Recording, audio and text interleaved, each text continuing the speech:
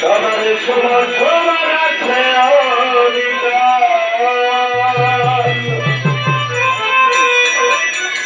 তেমনই এই সমাজে মূল্য পায় না কোনো কাজে। তেমনই এই সমাজে মূল্য পায় না কোনো কাজে। যদিও নারী গর্ভের জন্ম তোমার, সবাই তো মানুষ সবাই সমান সমান আছে অধিকার। সবাই তো মানুষ সবাই সমান সমান আছে অধিকার।